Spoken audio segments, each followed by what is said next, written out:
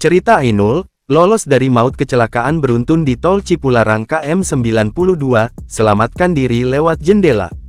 Sejumlah korban luka-luka dari kecelakaan beruntun yang terjadi di ruas Tol Cipularang KM92 pada Selasa tanggal 11 November tahun 2024 sore, saat ini tengah mendapat perawatan medis di RS Abdul Rajak Purwakarta. Dari data yang diperoleh tribunjabar.id, para korban yang dibawa RS Abdul Rajak Purwakarta ini ada sekitar 28 orang. Dengan rincian, 1 korban meninggal dunia, 24 korban luka ringan, dan 3 korban luka berat.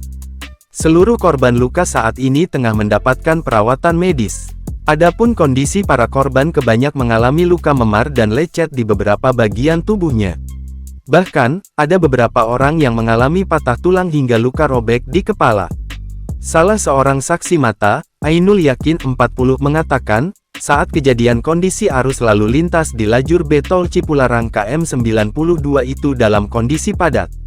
Karena, dari pantauannya, saat itu sedang ada perbaikan jalan. Posisi di jalur kanan, saat itu sedang melambat bahkan kendaraan berhenti, karena sedang ada perbaikan jalan, ujar Ainul kepada tribunjabar.id di lokasi kejadian, Senin, tanggal 11 November tahun 2024. Ainul menyebutkan, posisi kendaraan yang ia tumpangi saat itu menjadi kendaraan yang terjepit oleh truk tronton yang terguling. Ia juga memastikan, kecelakaan tersebut berawal saat sebuah truk menabrak beberapa kendaraan.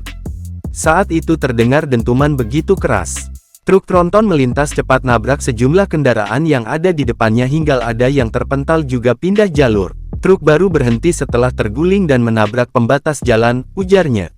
Dia menjelaskan, posisi mobil Suzuki XL7 yang ia tumpangi terjepit oleh muatan truk tronton dan sejumlah kendaraan lainnya yang ikut tertabrak. Proses evakuasi pun, kata dia, berlangsung dramatis.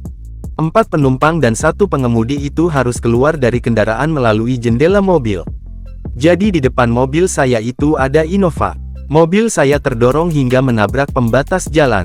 Kondisi terakhir, mobil saya ringsek di bagian depan kiri dan kaki saya terjepit muatan truk, kata dia.